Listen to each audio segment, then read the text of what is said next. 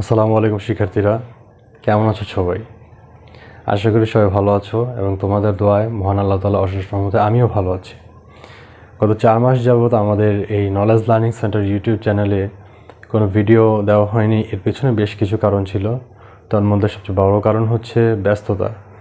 অর্থাৎ আমাদের স্কুলের অনলাইন ক্লাসগুলো করার কারণে আমি ব্যক্তিগতভাবে আমার চ্যানেলের জন্য কোনো ভিডিও তৈরি করতে অবশেষে সকল ব্যস্ততা কাটিয়ে তোমাদের মাঝে আবার হাজির হলাম। নলেজ লার্নিং সেন্টারের পক্ষ থেকে জানাই অনেক অনেক শুভেচ্ছা, অভিনন্দন। যথারীতি আমি তোমাদের সাথে আছি, আব্দুল গাফফার মাহফুজ। তো আজকে আমাদের আলোচনার যে বিষয়টি থাকবে সেটি হচ্ছে নবম শ্রেণীর সাধারণ গণিত নিয়ে আমরা আলোচনা করব এবং সাধারণ গণিতের দ্বিতীয় চ্যাপ্টার নিয়ে আমরা আলোচনা করব, যে চ্যাপ্টারটি সেট এবং ফাংশন নামে পরিচিত। তো চলো বেশি কথা না বাড়িয়ে ভিডিওটি শুরু করা যাক।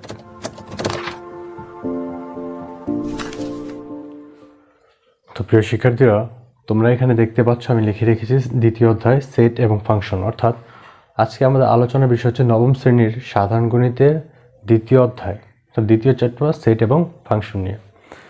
সেট এবং ফাংশন নিয়ে আমরা আলোচনা করার পূর্বে একটু বলি, আমরা আজকে সেট এবং ফাংশনের বেসিক যে ধারণাটা, অর্থাৎ বেসিক যে নলেজটা, সেটা আমরা আগে জানার চেষ্টা করব। তারপরে আমরা আস্তে আস্তে সেটের অঙ্কগুলোকে আমরা সমাধান করব। আজকে বেসিক নলেজ জানার পাশাপাশি আমরা এই সেট নির্ণয়ের যে চিহ্নগুলো আছে, যে সিম্বলগুলো আমরা ইউজ করি, সেগুলো সম্পর্কে আমরা বিস্তারিত জানার একটু চেষ্টা করব। তো ভিডিওটি বিন্দু পরিমাণে স্কিপ না করে সকলেই দেখার চেষ্টা করবে। যদি সবাই ভিডিওটি দেখতে পারো ভালো মতো, তাহলে আশা করি তোমরা ইনশাল্লাহ অবশ্যই অনেক কিছু জানতে পারবে। তো চলো প্রথমে আসা যাক, সেট বলতে আমরা কি বুঝি। সেট সেট হচ্ছে কোনো কিছু গুচ্ছাকারের একটা অংশকে বোঝায়। বা ধরো যে তোমার কাছে কিছু বই আছে, তুমি কি বলবে? আমার কাছে এক সেট বই আছে। ধরো তোমার কাছে দুইটি পেন আছে, দুইটি পেন এবং দুইটি শার্ট আছে, তাহলে তোমাকে তখন বলবে যে কি, আমার কাছে এক সেট পেন এবং এক সেট শার্ট আছে। এই যে আমাদের দৈনন্দিন জীবনে বিভিন্ন বস্তুকে দল বা গুচ্ছাকারে বোঝাতে আমরা যেটা ব্যবহার করি, যে শব্দটি ব্যবহার করি, সেটি হচ্ছে কি সেট। এবং গাণিতিক ভাষায় কি বলা হয় এটাকে? গাণিতিক ভাষায় বিভিন্ন আলোচনাতেও আমরা সেট ব্যবহার করে থাকি, যা বাস্তব জগৎ বা চিন্তা জগতের বস্তুর যে কোনো সুনির্ধারিত সংগ্রহকে সেট বলে। তাহলে গাণিতিক ভাষায় কি বলেন?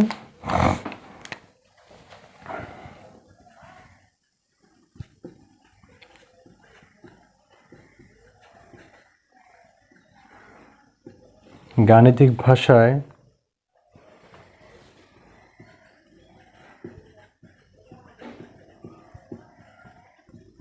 গণিতের বিভিন্ন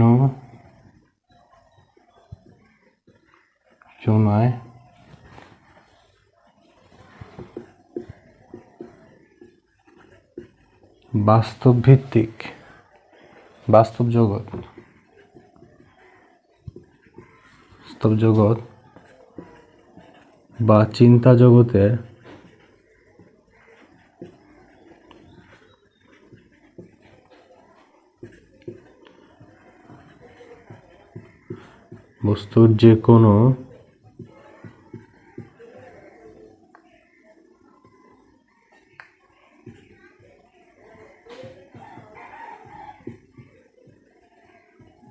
সুনির্দিষ্ট নির্ধারণকে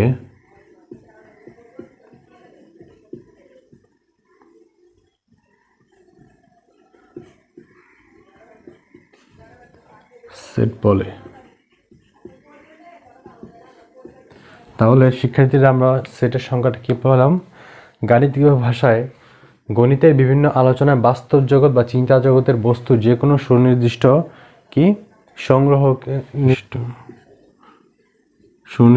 সংগ্রহকে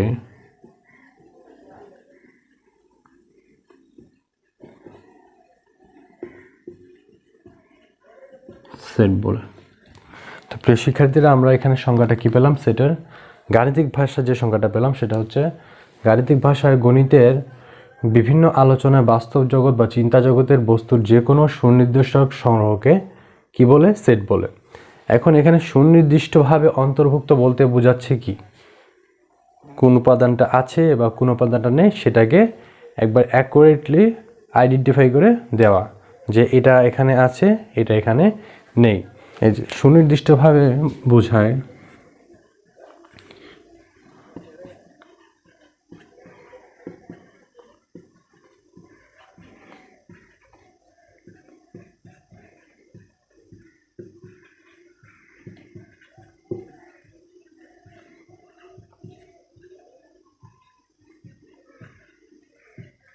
সুনির্দিষ্টভাবে বলতে বোঝায় কি বোঝায়? সেটে কি অন্তর্ভুক্ত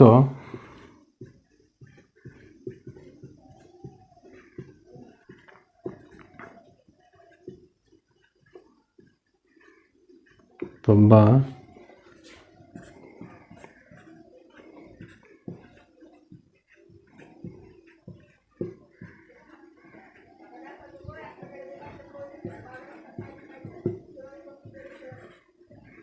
তা নির্ধারণ করে বলা।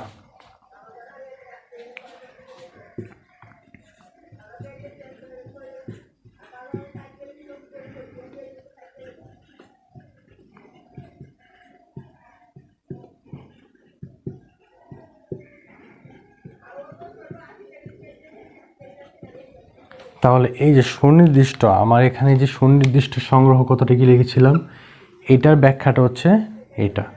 আর সুনির্দিষ্টভাবে নির্ধারণ বলতে বোঝায় যে সেটে কি অন্তর্ভুক্ত বা সেটে কি অন্তর্ভুক্ত নয় তা সুনির্দিষ্ট বা অ্যাকুরেটভাবে নির্ধারণ করে বলা। তো আশা করি তোমরা এতটুকু বুঝতে পেরেছ। এখন আমরা দেখব সেটের প্রকারভেদ বা সেটকে কয়ভাবে প্রকাশ করা যায়। ক্লাসিফিকেশন অফ সেট, সেটের প্রকারভেদ। সেটকে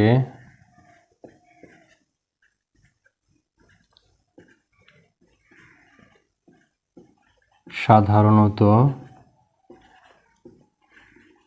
দুইভাবে প্রকাশ করা যায়।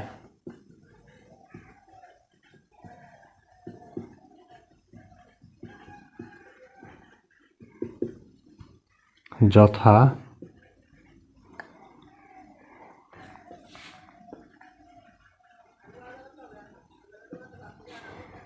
এক নম্বর তালিকা পদ্ধতি,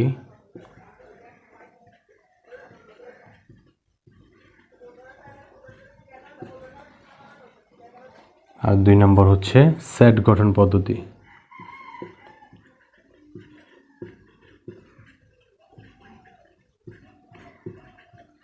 তাহলে 1 নম্বর তালিকা পদ্ধতি আর 2 নম্বর হচ্ছে সেট গঠন পদ্ধতি। এটাকে বলা হয় টেবুলার মেথড।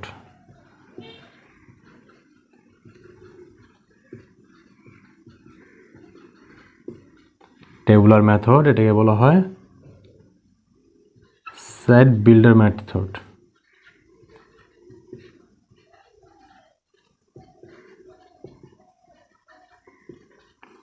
একটা হচ্ছে টেবুলার মেথড আর একটা হচ্ছে সেট বিল্ডার মেথড। এখন ফার্স্টে আমরা আসবো তালিকা পদ্ধতি বলতে আমরা কি বুঝি বা এটা দিয়ে কিভাবে কাজ করা। প্রথমে 1 নম্বরেই তালিকা পদ্ধতি, টেবুলার মেথড। এই তালিকা পদ্ধতিতে আমরা কি বুঝি? তালিকা পদ্ধতি বলতে বোঝায় সেটের সকল উপাদানকে সেকেন্ড ব্রেকেট অর্থাৎ দ্বিতীয় বন্ধনীর ভিতর আবদ্ধ করতে হবে এবং দ্বিতীয় বন্ধনীর মধ্যে যে উপাদানগুলোকে আছে তাকে আমরা কি করি, কমা দিয়ে আমরা তাদেরকে আলাদা করে দিই।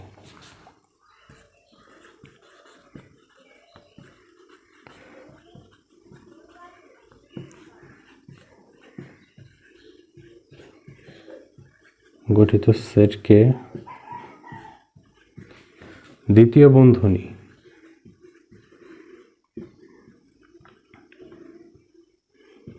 বা এই যে এই সেকেন্ড ব্রেকেট দ্বারা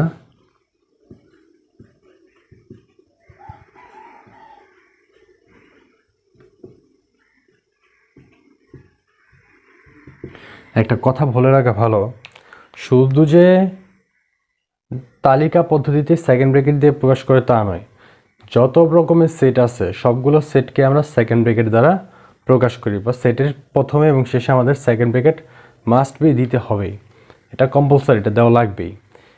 এখন আর সেকেন্ড মানে দ্বিতীয় বন্ধনীর ভেতর অবস্থিত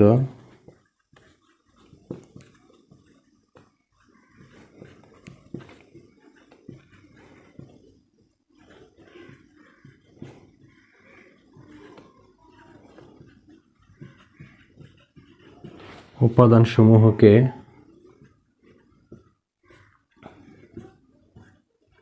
কমা, অর্থাৎ এই যে কমা দ্বারা আলাদা করা হয়।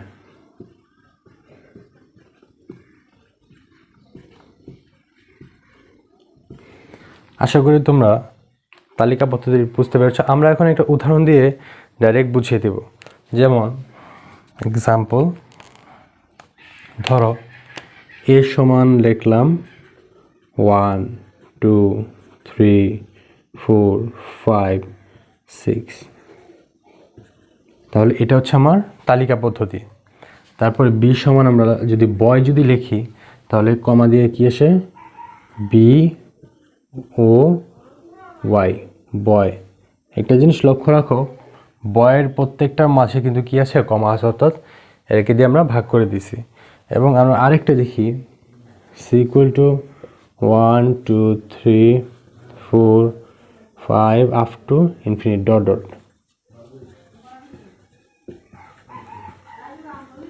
ইত্যাদি। এখানে ডট ডট দিয়ে বোঝাচ্ছে যে সংখ্যাগুলো কিন্তু এখানে শেষ হয়নি, এখানে আরও আছে, এটা চলমান, এটা চলতে থাকবে। তো আশা করি তোমরা তালিকা পদ্ধতিটি বুঝতে পেরেছো। শিক্ষার্থীরা, এখন আমরা সেট গঠন পদ্ধতি নিয়ে আলোচনা করব।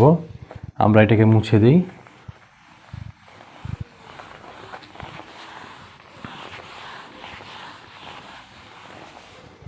অর্থাৎ 2 নম্বর যে মেথডটি ছিল সেট গঠন পদ্ধতি, সেটি নিয়ে আমরা আলোচনা করব। 2 নম্বর সেট গঠন পদ্ধতি, সেট বিল্ডার মেথডটি নিয়ে এখন আমরা আলোচনা করব। আচ্ছা, সেট গঠন পদ্ধতি বলতে আমরা কি বুঝি? এই পদ্ধতিতে উপাদানের সাধারণ ধর্মের উল্লেখ করে সেটকে বর্ণনা করা হয়। আমি সেট গঠন পদ্ধতি লিখে দিচ্ছি। এই পদ্ধতিতে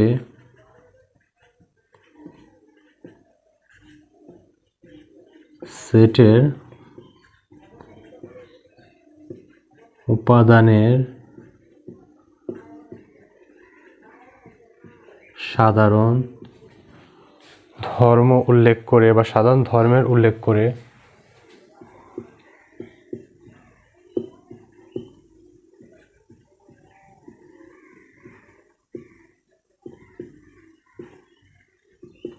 সেট গঠন করা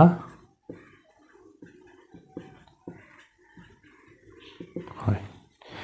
তাহলে দেখো, এই পদ্ধতিতে সেটের উপাদানের সাধারণ ধর্মের উল্লেখ করে সেটটিকে গঠন করা হয় বা সেটটিকে তৈরি করা হয়। তাহলে আচ্ছা, আমরা উদাহরণ দিয়ে যদি দেখি, এক্সাম্পল যদি দেখি,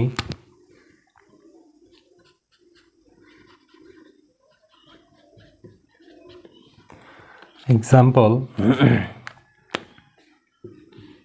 এ সমান x is to x, x is to x জোড় স্বাভাবিক সংখ্যা।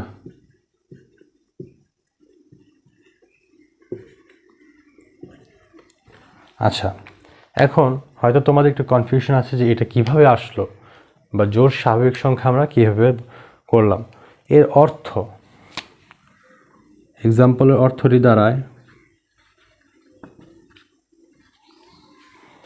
অর্থ হচ্ছে কি, অর্থ হচ্ছে এক্স যেন এক্স এবং এক্স, এই যে এক্সের মানগুলো সবগুলোই স্বাভাবিক সংখ্যা। এ হলো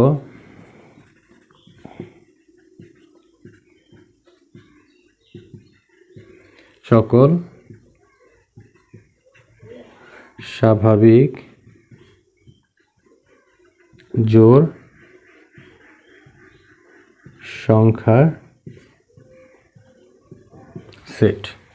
এখানে আরেকটা বিষয় লক্ষণীয়, এই যে আমি যে মধ্যে ইস্টু চিহ্নটা দিয়েছি, যেটা অর্থাৎ এই যে এই চিহ্নটা, এটা দিয়ে বোঝায় যেন, অর্থাৎ এরকম আসে যেন, অর্থাৎ এরকম হয় এক্স যেন এক্সের জোড়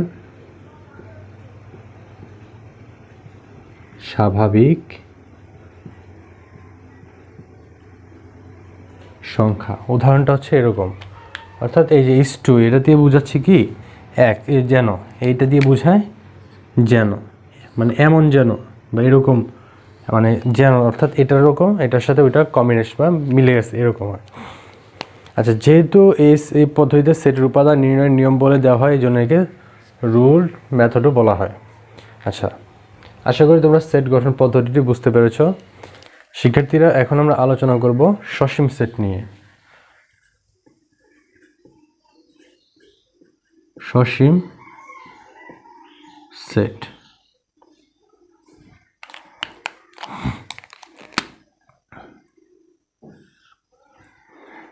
সসীম সেট কাকে বলে? যে সেটের উপাদানগুলোকে গণনা করে নির্ণয় করা যায়, যে সেটের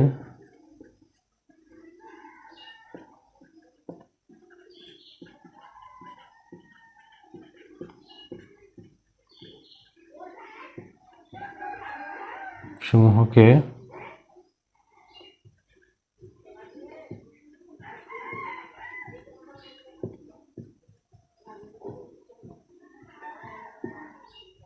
নির্ধারণ অথবা নির্ণয় লিখতে পারো,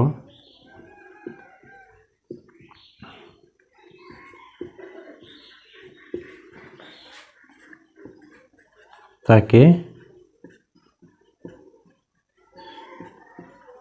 সসীম সেট বলে। অর্থাৎ প্রিয় শিক্ষার্থীরা, তোমরা দেখতে পাচ্ছ সসীম সেটটা কি? যে সেটের উপাদানসমূহ গণনা করে নির্ধারণ অথবা কি করা যায়, নির্ণয় করা যায়, তাকে সসীম সেট বলে। আমরা এটার একটা উদাহরণ দেই, এক্সাম্পল।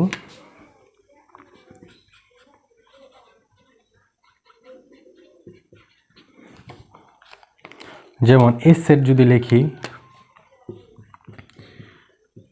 1 2 3 4 আপ টু 10 পর্যন্ত, তাহলে দেখো এখানে ডট ডট দেওয়ার পরে কি 10 লিখে দিলাম, কারণ আমি সবগুলো লিখিনি, তবে আমি জানি লিমিট দেওয়া আছে আমার কত 10, অর্থাৎ সেটটা হবে কি 1 থেকে 10 পর্যন্ত যত সংখ্যা আছে সেই সংখ্যার সেট। এখন যদি এরকম আরেকটা দিই, যেমন ঠিক একইভাবে যদি আমি বি সেট লিখি, B equal to 1, B equal to 2 4 6 8 12 up to কত আসবে জোড় সংখ্যা 64 পর্যন্ত, তাহলে দেখা যাচ্ছে যে কি এর লিমিট হচ্ছে 64, অর্থাৎ একটা লিমিট দেওয়া থাকে। সবসময় মাথায় রাখতে হবে, সে সসীম সেট তাকেই বলবে যার উপাদানগুলোকে কি করা যাবে, গণনা করে নির্ধারণ করা যাবে বা একটা লিমিট দেওয়া থাকে। যেমন এই এ সেটের মধ্যে কিন্তু একটা লিমিট দেওয়া আছে, বি সেটের মধ্যে কিন্তু একটা লিমিট দেওয়া আছে। তা আশা করি তোমরা এতটুকু বুঝতে পেরেছ। এখন আমরা দেখব অসীম সেটটা কি।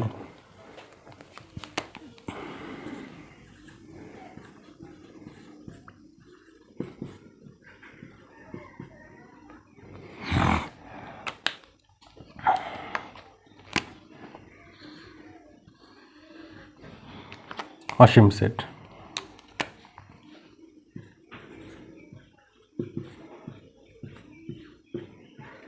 যে সেটের উপাদানসমূহকে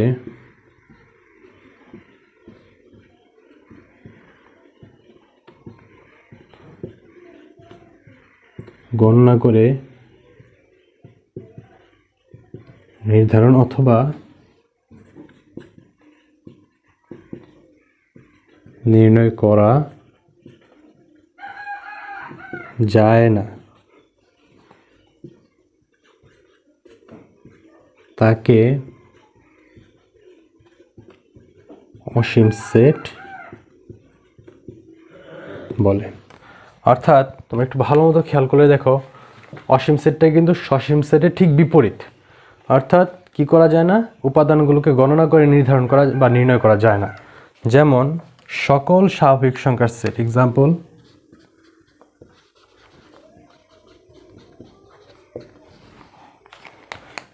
কি লিখতে পারি, সকল স্বাভাবিক সংখ্যার সেট কি n equal to 1 2 3 4 5 6 up to infinite অর্থাৎ এটা কখনোই সম্ভব না যে সকল স্বাভাবিক সংখ্যার সেটকে একসাথে প্রকাশ করা, অর্থাৎ এটা হচ্ছে অসীম, এটা চলমান, চলতে থাকবে।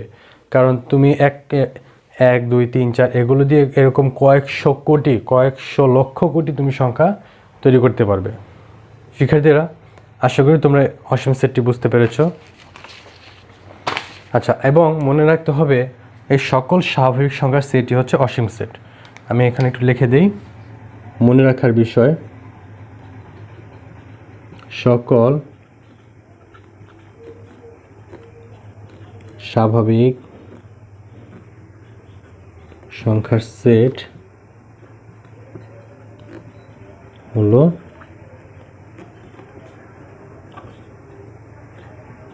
অসীম সেট। এই জিনিসটা মাথায় রাখবে, অলওয়েজ মাথায় রাখবে এটা। অর্থাৎ n কিন্তু আপ টু ইনফিনিট, আমরা রিয়েল নাম্বার বা ন্যাচারাল নাম্বার বলে থাকি, এটাকে n দিয়ে আমরা ন্যাচারাল নাম্বার প্রকাশ করি, যেটা হচ্ছে অসীম সেট, অর্থাৎ যার কোনো শেষ নেই। তো প্রিয় শিক্ষার্থীরা, এখন আমরা আলোচনা করব উপসেট নিয়ে। উপসেট বা সাবসেট উপসেট বলতে আমরা কি বুঝি? ধরো a এবং b দুইটা সেট আছে, এখন a সেটের সকল উপাদান b সেটে অবস্থিত। তাহলে আমি আরেকটু এটা লিখে আমি বুঝাই দিই। যদি a সেটের উপাদান বা a সেটের যদি a সেটের প্রত্যেক উপাদান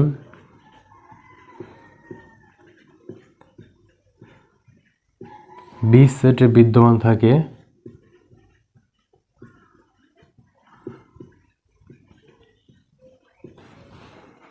যদি a সেটের প্রত্যেক উপাদান b সেটে বিদ্যমান থাকে, তখন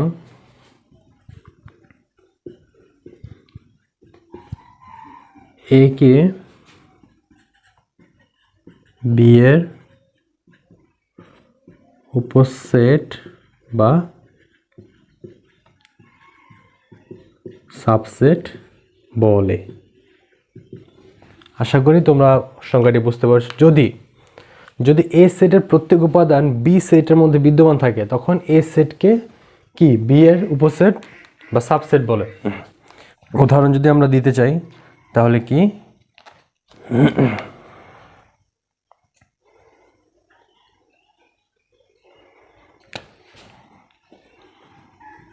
টু 4 6 8।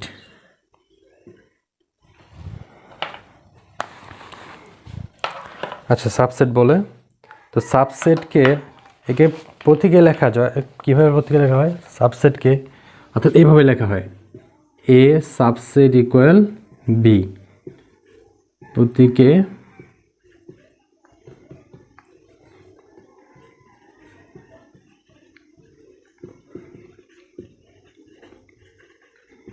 প্রতীকে প্রকাশ করা হয় এবং কিভাবে বলা হয়, এবং a subset c, a subset b পড়া হয়। অর্থাৎ এটাকে সাবসেট তো বলে। এখন প্রতীক হচ্ছে কি এটা, অর্থাৎ এই সিম্বলটা দিয়ে এটাকে প্রকাশ করা হয়। এই যে এই সিম্বলটা দিয়ে এটাকে প্রকাশ করা হয় সাবসেট। হ্যাঁ, এই যে এখানে সাবসেট প্রকাশ করা হয়। এটা একটু নোট করে রেখো এই চিহ্নটাকে। আমরা যখন প্রকৃত উপসেট বের করতে যাব তখন কিন্তু আবার চিহ্নটা একটু পরিবর্তন আছে। তো উপসেট যদি দেখি, এটা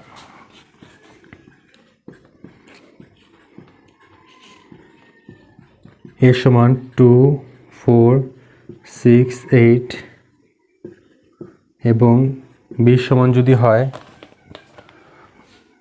1 2 3 4 5 6 7 8 9 হলে কি হবে দেখো, এখানে 2 4 6 8 প্রত্যেকটা উপাদান বি সাব বি এর মধ্যে আছে 2 4 6 8, অর্থাৎ এখানে যে উপাদানগুলো আছে 2 4 6 8 এই প্রত্যেকটা উপাদান এখানে আছে 2 4 6 8, অর্থাৎ বি সাব বি এর মধ্যে আছে। তাহলে আমরা বলতে পারি এই সংজ্ঞা অনুসারে আমরা বলতে পারি এ সাবসেট ইকুয়াল বি, এ সাবসেট ইকুয়াল বি। তাহলে কি এ সাবসেট ইকুয়াল বি, অর্থাৎ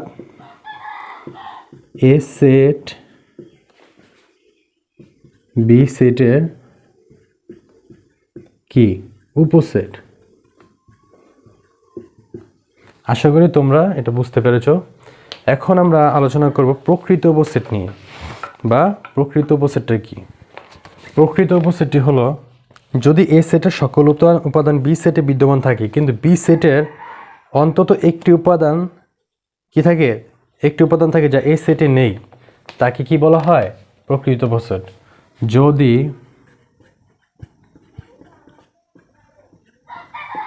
এ সেটের সকল উপাদান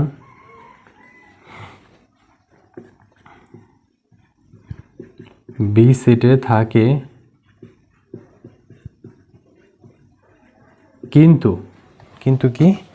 কিন্তু বি সেটের অন্তত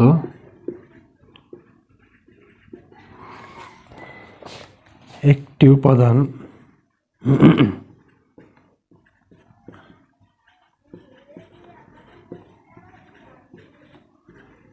থাকে যা এ সেটে বিদ্যমান নেই,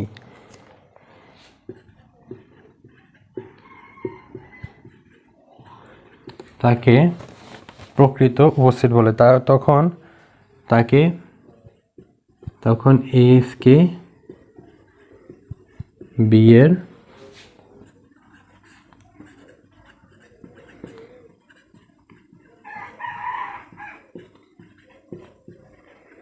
প্রকৃত উপসেট বলে। আচ্ছা, একটু উদাহরণটা এখানে দিয়ে দিই।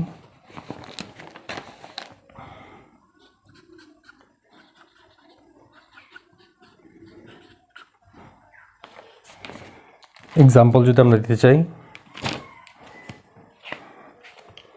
আচ্ছা আমরা উদাহরণটা একটু পরে লিখি। এটাকে আমরা কিভাবে প্রকাশ করি সেটা লিখি।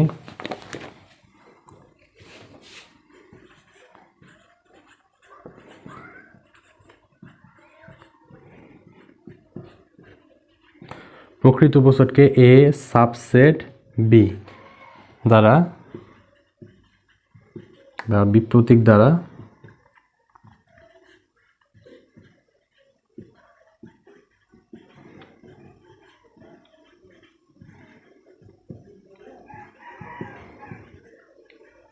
প্রকাশ করা হয় এবং এ সাবসেট বি পড়া হয়। তাহলে আমি তোমাদেরকে ওইখানে একটু নোট করে রাখতে বলছিলাম, যখন আমরা উপসেট লিখেছিলাম তখন চিহ্নটা ছিল এই যে চিহ্নটা ছিল সি সাবসেট, এটা হচ্ছে গিয়ে তখন চিহ্নটা ছিল, এটা হচ্ছে উপসেট। আর যখন আমরা এভাবে লিখব তখন সেটা হচ্ছে প্রকৃত উপসেট। আশা করি তোমরা দুইটা চিহ্নের মধ্যে পার্থক্য বুঝতে পেরেছো। আমরা আজকে আমাদের শেষ যে আলোচনা সেটা হচ্ছে ফাঁকা সেট বা শূন্য সেট বলতে আমরা কি বুঝি সেটা। ফাঁকা সেট বলতে কি বোঝে, যে সকল সেটের কোনো উপাদান সংখ্যা নেই অথবা এক সেটের উপাদান অপর সেটে নেই তাকে ফাঁকা সেট বলে। তাহলে ফাঁকা সেট কাকে বলে,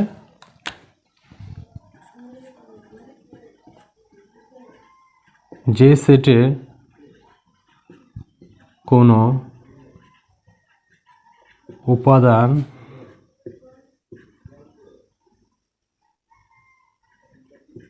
সংখ্যা নেই অথবা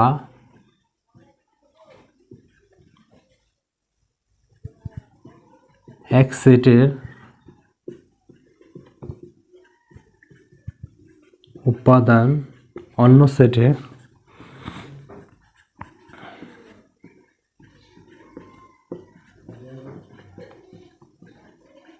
বিদ্যমান নয় বা থাকে না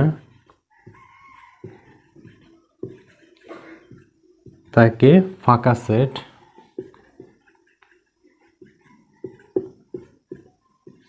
অথবা কি শূন্য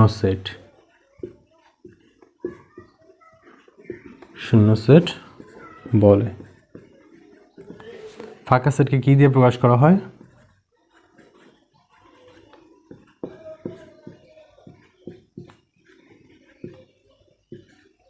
এই চিহ্নটা দিয়ে